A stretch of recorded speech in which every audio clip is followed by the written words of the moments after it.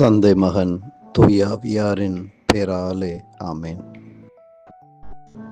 உலகெங்கும் சென்று படைப்பிற்கெல்லாம் நற்செய்தி அறிவியுங்கள் என்று பணித்த தெய்வமே, உம்மை பின்பற்றி வருகிற பலரை நாங்கள் பார்க்கிறோம். தங்களுடைய பெருமைக்காக, வசதிக்காக, தங்களுடைய செல்வாக்குக்காக கூட உம்மை பின்பற்ற வருகிற மனிதர்கள் மத்தியிலே தான் உலகெங்கும் சென்று படைப்பிற்கெல்லாம் நற்செய்தியை பறைசாற்றுங்கள் என்று பணித்தவரே,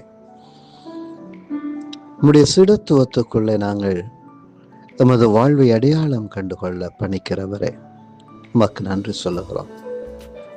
நாம் பெற்ற திருமுழுக்கின் வழியாக இறையரசிலே நாமும் இணைந்து பணியாற்ற நீர் எம்மை பணித்திருக்கிறீர்.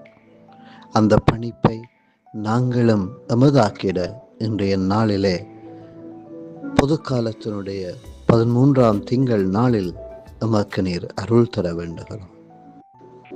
தெய்வமே, எங்கள் வாழ்விலே நம்முடைய பிரசன்னத்தை நாங்கள் ஆழமாக உணர்ந்து கொள்ள, பக்தி பற்றுதல்களோடு மட்டும் எமது வாழ்வுகளை நாங்கள் கடந்து சென்று விடாமல் உம்முடைய சீடத்துவத்துக்குள்ளே எமது வாழ்வை நாங்கள் அடையாளம் கண்டுகொள்ள எமக்கு வரம் தர வேண்டுகிறோம். தெய்வமே, இன்றைய நாள் உம்முடைய அன்பு பிரசன்னத்திலே மலர்ந்திருக்கிறது. இந்த மலர்ந்திருக்கிற இந்த அற்புதமான நாளில் உம்முடைய அன்பு மகன் மகளாக, உம்முடைய அன்பு சகோதரன் சகோதரியாக, உம்முடைய அன்புக்குரியவனாக உரியவளாக நாம் வாழ்ந்திட அருள் தாரும். ஆபிரகாம் தன் சொதோம் குமரா மக்களுக்காக பரிந்துரைக்கிறார். 50 10 வரை வருகிறார். அங்கு எவருமே அற்ற சூழ்நிலையிலே அந்த சொதோம் குமரா அழிக்கப்படுகிறது. இருப்பினும் அவர் பரிந்துரைக்கிறார் அந்த மக்களுக்காக. தெய்வமே, நம்ம மக்கள் மத்தியிலே வாழ்கிற ஒவ்வொருவரையும் உம்முடைய பாதம் கொண்டு வருகிறோம்.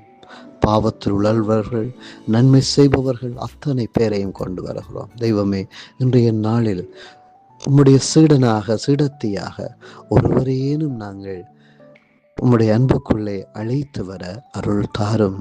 ஆமேன்.